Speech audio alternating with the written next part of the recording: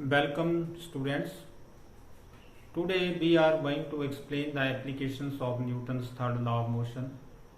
Newton third law of motion की हम applications explain करने जा रहे हैं और इस केस में हम पहली एप्लीकेशंस करने जा रहे हैं that is motion of horse and cart. Horse and cart की मोशंस को एक्सप्लेन करने जा रहे हैं। उससे पहले हम बेसिक्स इसके एक्सप्लेन कर लेते हैं। How weight of the body is acting in downward directions and the normal directions acting in upward directions. For example, we have a body which is placed on the surface. ये मान लो कि एक body है जो surface के ऊपर रखी हुई है, तो इसका वेट हमेशा नीचे की ओर काम करेगा। अब इस वेट को कौन बैलेंस कर रहा है? Normal reaction. ये नॉर्मल रिएक्शन और वेट दोनों का लाइन ऑफ एक्शन सेम होगा और यहां से हमें आर जो मिलता है that is M G. R किसके बराबर मिलता है? M G. तो याद रखना है आपने कि जब भी कोई बॉडी आपने स्मूथ सरफेस के ऊपर रखी हुई है तो उसका जो वेट है that is balanced by the normal reaction. वो नॉर्मल रिएक्शंस के द्वारा बैलेंस किया गया है। बॉडी के नॉर्मल रिएक्शंस के द्वारा वो वेट बैलेंस किया गया है। तो वैसे ही अगर मान लो ये बॉडी चली हुई है, अंडरस्टैंड, मान लो ये बॉडी क्या है? चली हुई है, मोशन में है, इस साइड को मास इनटू एक्सेलरेशन, तो इसके सरफेस के अगेंस्ट फ्रिक्शन लगेगा। ये फ्रिक्शन फोर्स होगी, अंडरस्टैंड। तो हम इसमें हम दो कंपोनेंट लेंगे। इसमें हम जो कंपोनेंट एक्सेलरेशन को सपोर्ट कर रहा है वो ही कंपोनेंट लेंगे। याद रखना, हमने जब भी रेजोल्यूशन ऑफ वेक्टर्स या इसमें application of Newton's third law vector की बात कर रहे हैं तो जो कंपोनेंट एक्सेलरेशन को सपोर्ट कर रहे हैं वो ही लेंगे।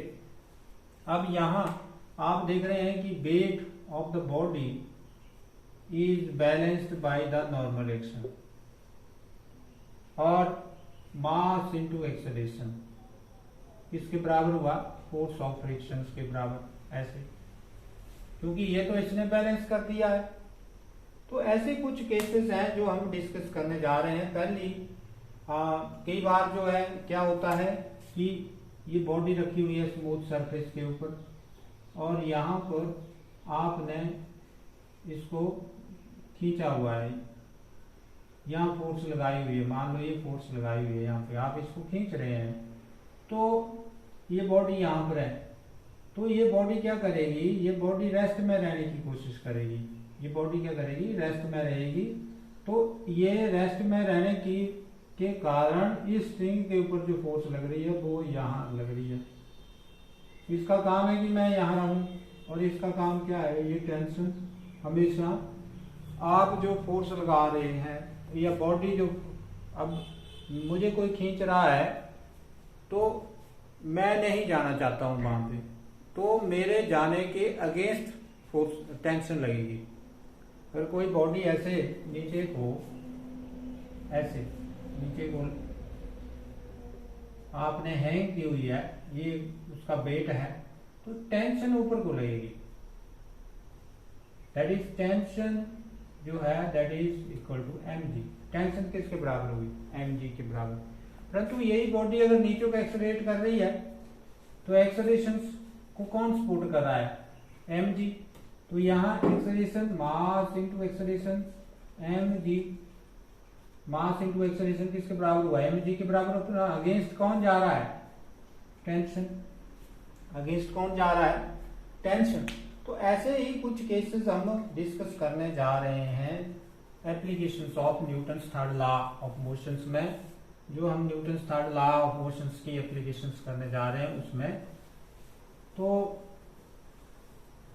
पहली जो हमारी एप्लीकेशंस है that is number 1, motion of horse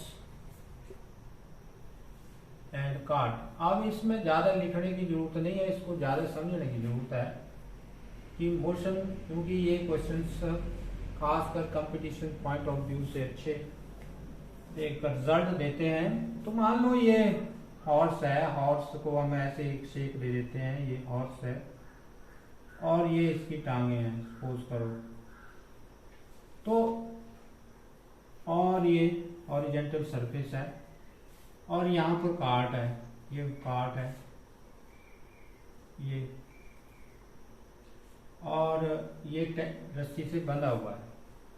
अब क्योंकि हॉर्स का वेट ज्यादा है, इसका मास ज्यादा है तो इसका नेचुरली वेट भी ज्यादा होगा। अब यहां पर अब देखो हम लोग पहले दो कंपोनेंट आ रहे हैं, एक हॉरिजॉन्टल कंपोनेंट आ रहा है इधर को, ठीक है, एक वर्टिकल कंपोनेंट है। अब वर्टिकल कंपोनेंट जो है एम जी जो नीचे को काम कर रहा है that is balanced by the normal reactions. परंतु यहाँ ये देखने वाली बात है कि ये फोर्स यहाँ लग रही है, ये एक्शन यहाँ लगा रहा है, ये कौन, हॉर्स, ये फोर्स एक्ट लगा रहा है नीचे को और उसका रिएक्शन हो रहा है, ये उसका रिएक्शन क्या हो रहा है, ये अंडरस्टैंड। अब इसका जो कंपोनेंट, अब ये एंगल और ये एंगल बराबर है, इसका कंपोनेंट जो सपोर्ट कर रहा है किसको, किसके अलोंग है, हॉरिजॉन्टल कंपोनेंट जो है that is R cos theta है, क्या है, आर कॉस थीटा जो इसको सपोर्ट कर रहा है। वर्टिकल जो है आर साइन थीटा है, उसका हमें कोई लेना देना नहीं है। हम वो कंपोनेंट लेंगे जो मोशन को की ओर जा रहे हैं, क्योंकि motion of horse and cart. अब इसमें जैसे इसने फोर्स लगाई, किसने, हॉर्स ने, तो मैंने बोला है जिस ओर आप फोर्स लगाते हैं उसके अगेंस्ट टेंशन लगती है, तो ये टेंशन लगी टी, किसमें, स्ट्रिंग में, स्ट्रिंग में टेंशन टी लगी। अब यहां देखो ये weight M G, normal reactions R, तो यहाँ आर जो है वो एम जी के बराबर हुआ, आर किसके बराबर हुआ, एम जी के बराबर हुआ।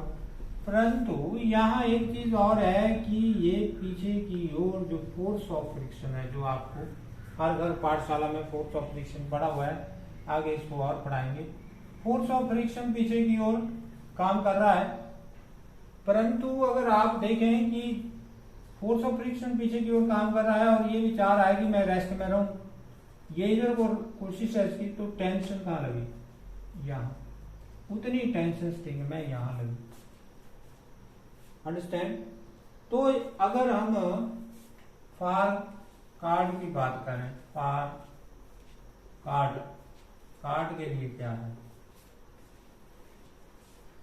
अब मान लेते हैं कि कार्ड का मास है m, और क्योंकि दोनों की एक्सेलरेशन सेम होगी, दोनों बंधे हुए हैं, ये भी हॉर्स भी कार्ड के साथ अटैच है इसके द्वारा, स्ट्रिंग के द्वारा, तो इसकी मोशन भी आगे को क्या है, ए है, इधर ए है, और इसकी भी आगे को क्या है, ए है, इधर को। तो फार कार्ड की बात की जाए तो इसके ऊपर जो फोर्स लग रही है, फोर्स, मास into acceleration, mass into acceleration means आगे को। अब आगे को कौन सा कंपोनेंट इसको सपोर्ट कर रहा है, टेंशन, कौन सपोर्ट कर रहा है, टेंशन, और जो सपोर्ट नहीं कर रहा है वो क्या है, force of friction F, force of friction F. तो यहां से for cart M A is equal to T minus F, where A acceleration of cart, cart की एक्सेलरेशन है, where A comma M, acceleration comma mass, आगे F भी है, comma force, where A comma F comma A, where A M F comma T, acceleration comma mass comma force of friction and tension in string, string में tension है किसकी, of cart, card. ठीक हो गया। अब this is question number 1। अब देखो बात करते हैं हम हॉर्स की। फॉर हॉर्स, हॉर्स के लिए देखो, अब देखो हॉर्स आगे जा रहा है और इसकी मास ऑफ एक्सेलरेशन भी आगे जा रही है, तो कौन सा कंपोनेंट है जो मास इनटू एक्सेलरेशन को सपोर्ट कर रहा है? वेक्टर में ले रहे हैं इसको, वैसे मास इनटू एक्सेलरेशन को कौन सपोर्ट कर रहा है आगे को? एच, एच इसकी ओर है, एच किसकी ओर है? मास इनटू एक्सेलरेशन, जिस ओर हॉर्स जाना चाह रहा है उसी ओर हॉरिजॉन्टल कंपोनेंट काम कर रहा है। और जो इसको अपोज कर रहा है वो कौन है? टेंशन। यहां दोनों टेंशन बराबर है T, तभी रस्सी खींची हुई है। ये भी उतनी टेंशन लगा रहा है और ये भी उतनी ही टेंशन लगा रहा है, इसलिए जो है वो रस्सी खींची हुई है। तो there is T minus T, H minus T। This is question number 2। अब ये क्वेश्चन नंबर 2 आगे। On adding equation 1 and 2 from both side, दोनों साइड से हम इसको ऐड करेंगे। देखो इसको भी इसको ऐड करने जा रहे हैं, तो देखो m plus m into a common ले लिया हमने, m into m plus m into a common ले लिया, और आगे क्या आया? आगे आया h minus T plus T minus F. तो t से t क्या हो गया? कैंसल। एक्सेलरेशन कितनी आई? एक्सेलरेशन आई h minus F upon m plus capital M। ये भी आ सकते हैं। h को आप लिख सकते हैं r cos थीटा। अगर मान लो थीटा दिया हुआ है, बाकी कुछ नहीं दिया है, आपको ये बोला कि हॉर्स ने इस एंगल के ऊपर एंगल, ये इस एंगल के ऊपर आपने उसने हॉर्स ने एक्शन किया हुआ है। मान लो कि हॉर्स जो एंगल थीटा के ऊपर अपना पांव लगा रहा है, किसके साथ? जमीन के साथ। तो आप h किसके बराबर निकाल सकते हैं? r cos थीटा, तो यहाँ पुट कर सकते हैं। तो ये तो आई आपकी क्वेश्चन नंबर 3, जहां से आपको एक्सेलरेशन का पता चला। अब टेंशन की बात करते हैं। टेंशन कहां से भी निकाल लो आप, चाहे वहां से निकाल लो चाहे यहां से। तो टेंशन देखनी है तो देखो, अगर यहां से देखना है आपने कि using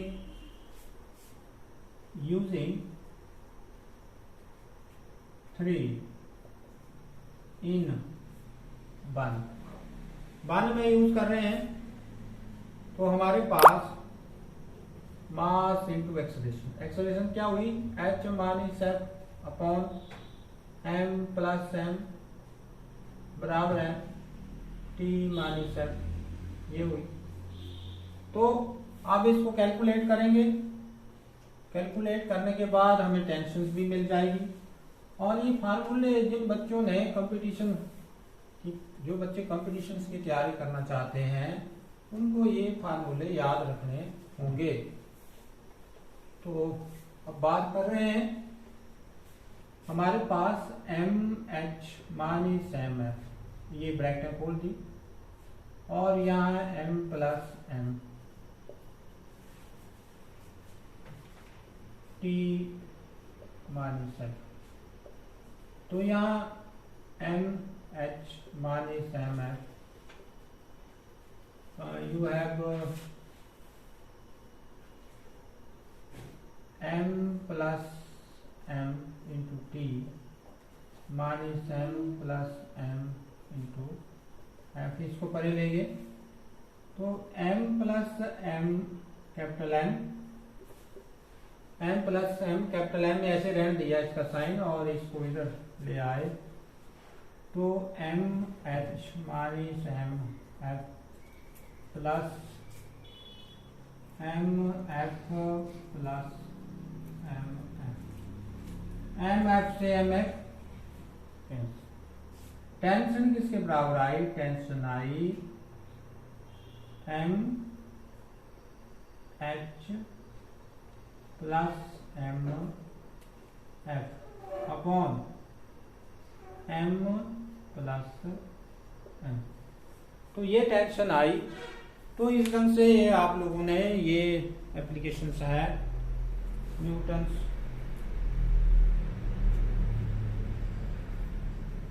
first law of motion, Newton's third law of motion की ये एप्लीकेशंस है। तो इस ढंग से ये टेंशन बुक में तो नहीं दी हुई है, परंतु मैंने यहाँ पे निकाल दी है आपको टेंशन। तो आप टेंशन भी निकाल सकते हैं। अब नेक्स्ट हम इसकी सेकंड एप्लीकेशन करने जा रहे हैं। टेंशन का भी फार्मूला हमने ड्राइव कर लिया है। दोनों ही कई बार एग्जामिनेशन पॉइंट ऑफ व्यू से दोनों ही चीजें पूछी जा सकती हैं। नेक्स्ट हमारे पास है सेकंड एप्लीकेशन है, दैट इज मोशन ओवर पुली। पुली के ऊपर मोशन कैसे एक्सप्लेन करेंगे। मान लो ये हमारे पास फ्रिक्शनलेस पुली है और यहां से ये ऑब्जेक्ट यहां धागे के साथ बंधा हुआ है, ऐसे ऐसे। ये इसका मास m है और ये इसका मास स्मॉल m है। इसका वेट ज्यादा है तो नेचुरली ये बॉडी नीचे को आ रही है। ये बॉडी क्या है, नीचे को आ रही है। वेट तो नीचे को काम कर रहा है और इसकी एक्सेलरेशन भी नीचे को है, क्योंकि m ग्रेटर देन m। अब देखो फोर्स नीचे को लग रही है तो टेंशन ऊपर को होगी। और यहाँ देखो, यहाँ फोर्स, यहाँ वेट इसका नीचे काम कर रहा है। वेट m जी एक्टिंग वर्टिकली डाउनवर्ड डायरेक्शन और टेंशन T ऊपर को काम कर रही है और एक्सेलरेशन भी ऊपर को काम कर रही है। एक्सेलरेशन ऊपर को जा रही है और यहाँ एक्सेलरेशन नीचे को काम कर रही है। तो ये पुली का केस है, मोशन ओवर पुली या मोशन ऑफ बॉडी ओवर पुली। आप देखो इसमें जो फ्री बॉडी डायग्राम है, फ्री बॉडी डायग्राम क्या होती है।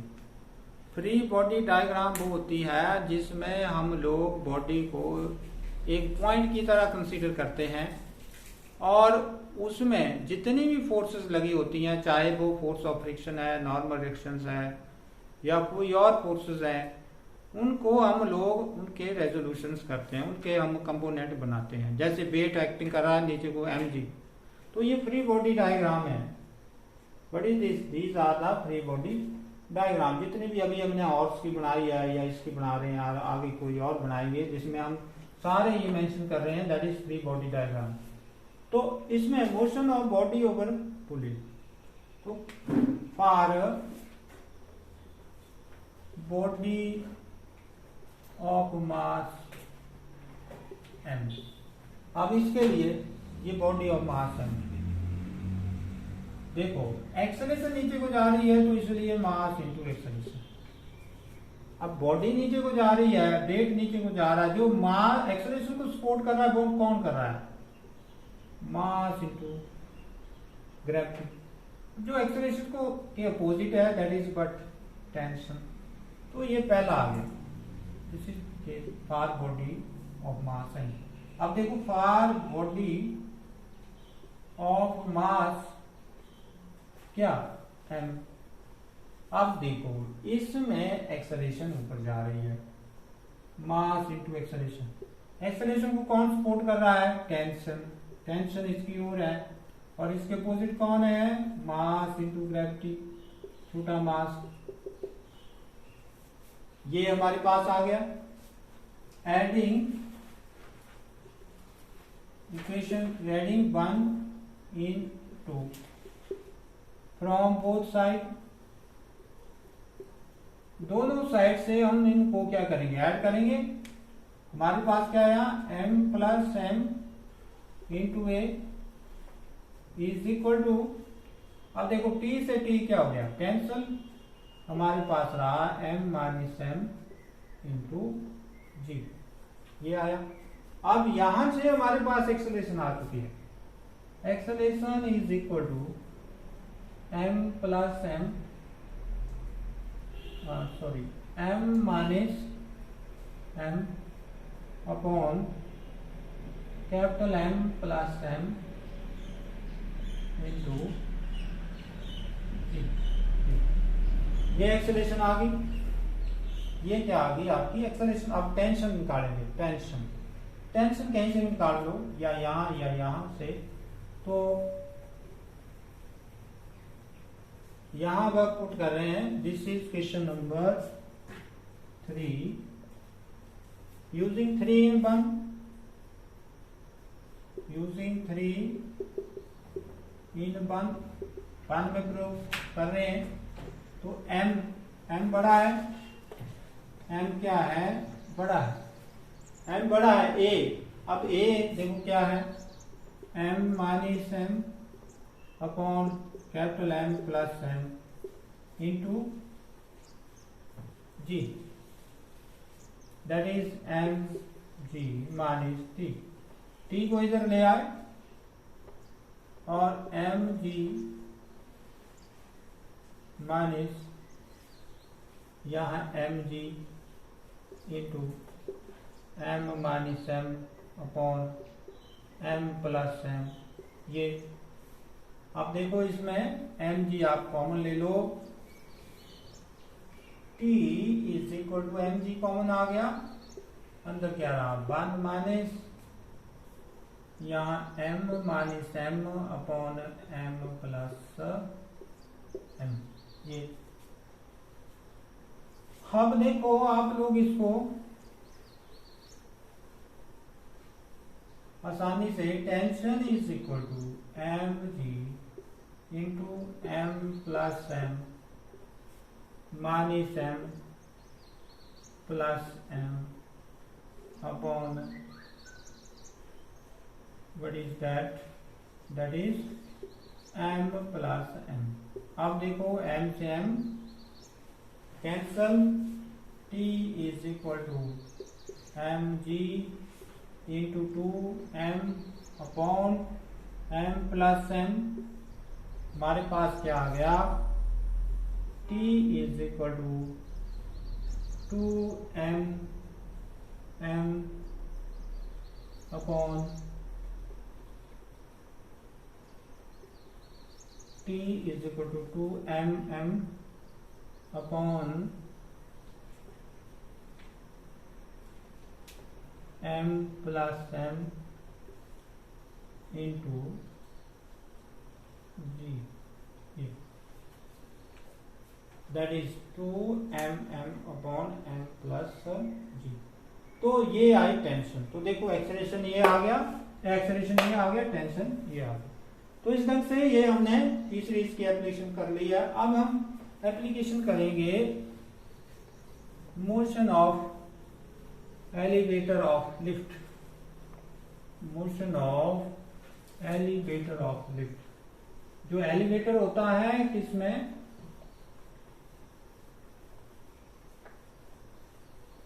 लिफ्ट में। लिफ्ट आपने देखी हुई है, हॉस्पिटल में होती है। आपके हमीरपुर हॉस्पिटल में भी लिफ्ट है। तो ऊपर नीचे जाने के लिए ये होती है, होटलों में होती है अक्सर, और कई आजकल कई लोगों ने अपने घरों में भी लगाई हुई है, परंतु यहाँ तक किसी के घर में नहीं लगी हुई है। गलोड़ से आगे एक घर है, उसमें ये लिफ्ट लगी हुई है। तो अगर हम बात करें motion of elevator of lift, ये इसकी, अब देखो ये लिफ्ट है, इसके ऊपर आदमी, ये मान लो ये आदमी है और इसको ये ऊपर नीचे इसमें जाना है, इसकी सिचुएशंस हैं। तो अब देखो दो केसेस हैं कि अगर मान लो लिफ्ट रेस्ट में है तब तो वेट ऑफ mg ये ऊपर नीचे को काम कर रहा है और ये नॉर्मल रिएक्शन ऊपर को काम कर रही है, तब R is equal to mg। ठीक है, अब हम इस केस में ये R is equal to mg, what is that? That is the apparent weight। apparent weight R is equal to mg, ये बात हो गई है। अब देखो लिफ्ट नीचे, अब when lift moves in upward direction.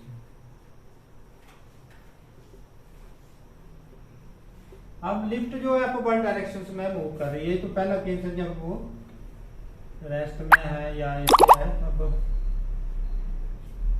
Apparent wait हो जाएगा उसके बराबर। अब देखो ये लिफ्ट है, ये अब ये वेट इसका नीचे को काम कर रहा है। वेट तो नीचे को ही काम करेगा, चाहे लिफ्ट ऊपर जाए चाहे नीचे आए। अब लिफ्ट जा रही है ऊपर, लिफ्ट कहाँ जा रही है? ऊपर, दैट इज यू है, बट अब इसमें एक्सेलरेशन ऊपर को होगी। एक्सेलरेशन क्या होगी इसकी? ऊपर को होगी। अंडरस्टैंड? एक्सेलरेशन अब इसकी ऊपर को हो रही है, तो इस केस में अब हम इसको कंपोनेंट में तोड़ने जा रहे हैं। जो इसके कंपोनेंट हैं,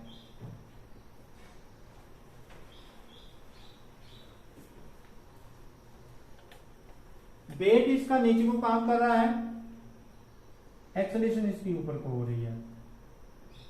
अब देखो इस केस में कौन सी चीजें हैं जो नीचे को काम कर रही हैं?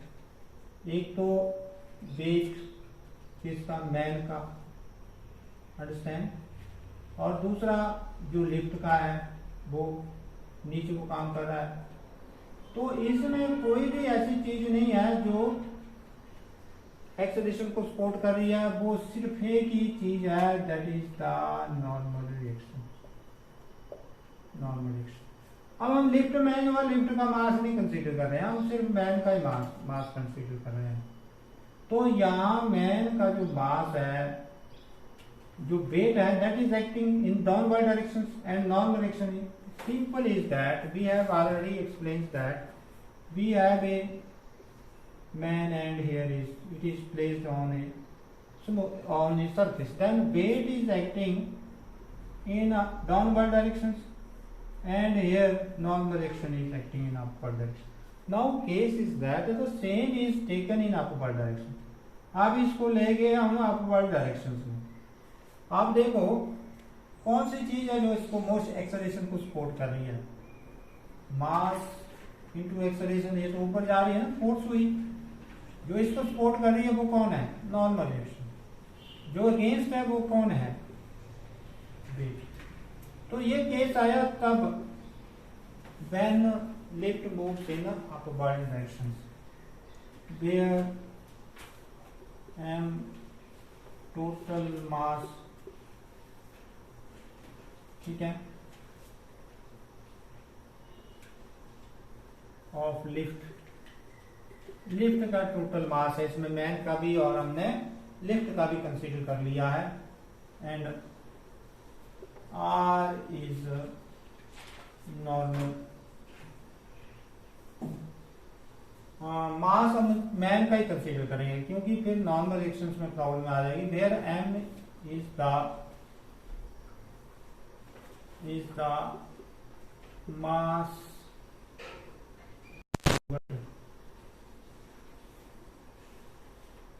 या एलिवेटर को ही रहने दो क्योंकि हम मास, फिर M is the mass of elevator. Elevator का ही मास लेते हैं क्योंकि इसमें हम लोग जनरली हम लोगों ने ये ले तो लिया मैन का भी, अगर मैन का लेना है तो फिर हमें एम प्लस एम करना पड़ेगा इसमें, अंडरस्टैंड। तो इसको अगर आप टोटल मास ले रहे हैं तो भी ठीक है क्योंकि वो नीचे को काम करेगा, दोनों प्लस हो जाएंगे। तो अगर हम इसको टोटल ले लेते हैं तो भी कोई प्रॉब्लम नहीं है। तो where capital M is the total mass of elevator and man, और मैन का है दोनों मास। अगर ये अलग अलग दिए हैं, जैसे ये एम दिया, स्मॉल एम दिया, कैपिटल एम दिया, तो आपने इसको प्लस कर लेना है। अब ये केस कब आया? Where M is the total mass of elevator and man. अब सेकंड केस क्या है? When lift moves in upward direction से पहला केस आया। अब second case, when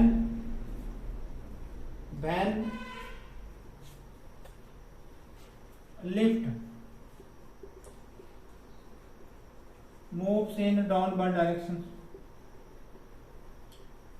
downward direction में जा रही है अगर मान लो लिफ्ट, उस केस में क्या होगा?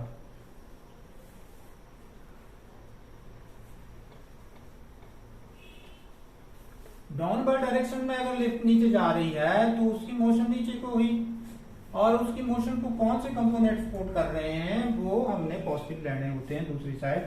अब देखो ये डाउनवर्ड डायरेक्शन का केस आ रहा है, ये वेट नीचे को काम कर रहा है, नॉर्मल रिएक्शन हमेशा ऊपर को न, तो यहां देखो ये मोशन इसकी नीचे को हो रही है, that is mass into acceleration नीचे को।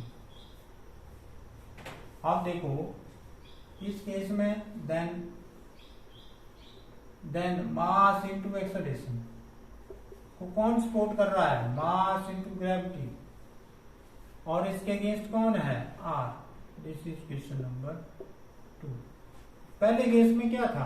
पहले केस में mass is equal to are,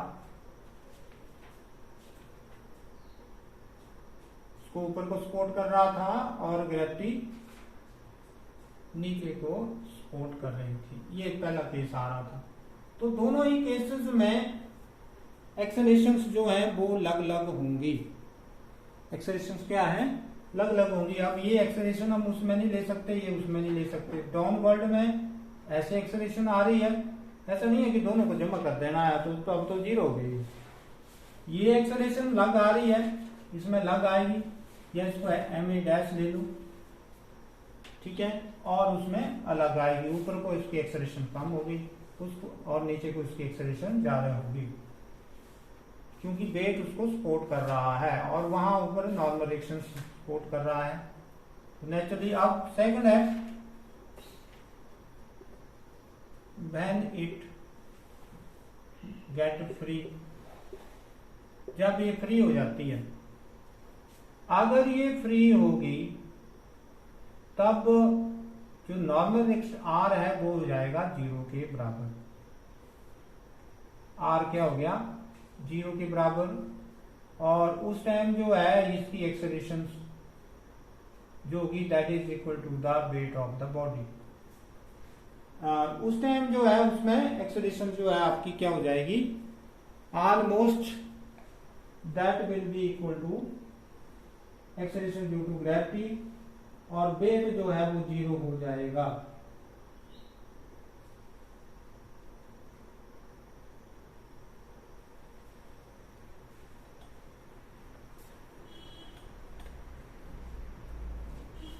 अब जैसे ही केस है when it get freely fall